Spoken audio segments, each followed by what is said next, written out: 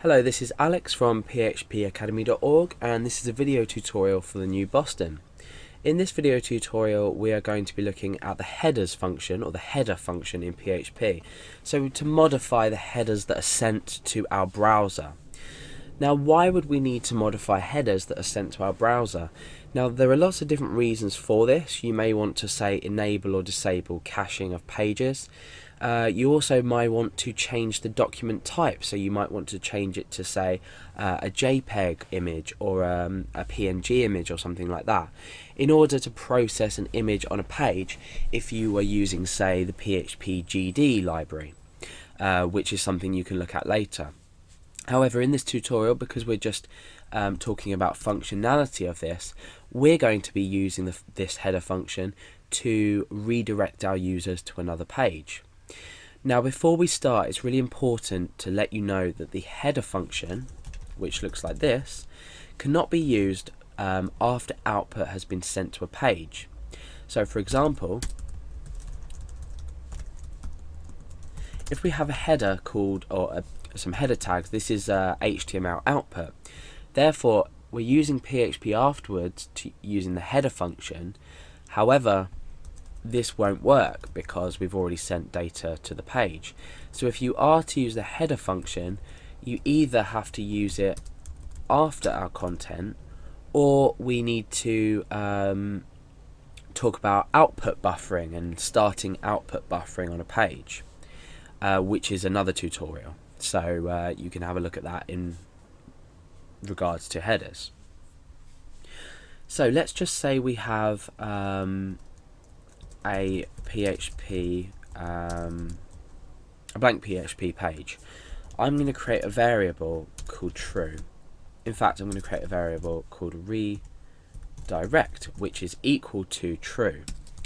Now I'm going to create a simple if statement to redirect us to a specific page if this variable is true.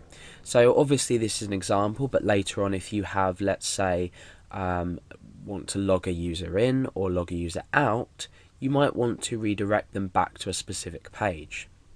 So we start the header function like this, and inside we specify the location, and to do this we always use the predefined text location and then a colon, and after this we specify the page we want to redirect the user to. So I'm going to say redirect page equals http://google.co.uk. So now what I can do after this is I can append redirect page. So this is essentially the same as typing header and then the location inside, and then writing it like that. However, I'm using variables just so we can get used to the idea that this page may change. So at the moment, this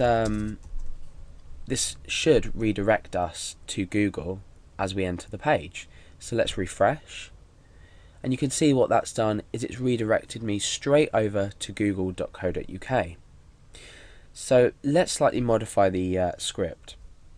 I want to say if redirect equals true, redirect the user, otherwise don't.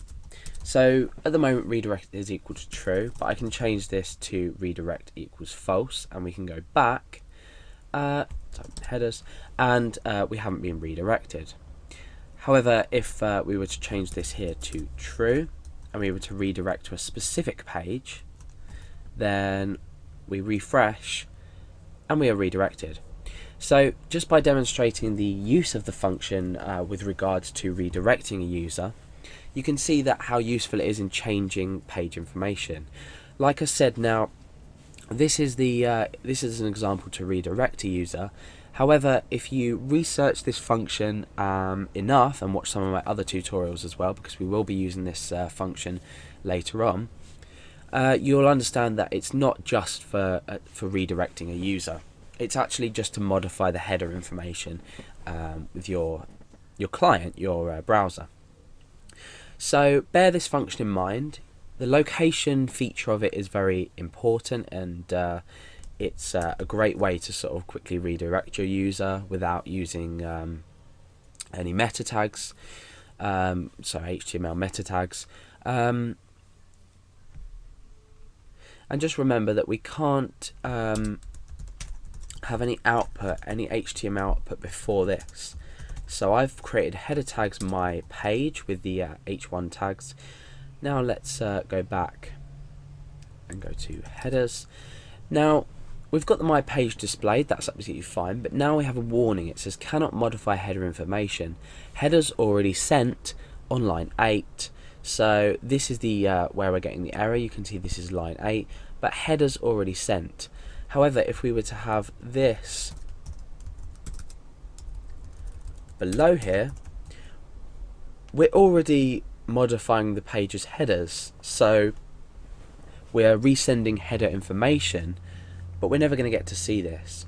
So what happens if you want to have a page that already maybe has some output, but you need to redirect the user at some point?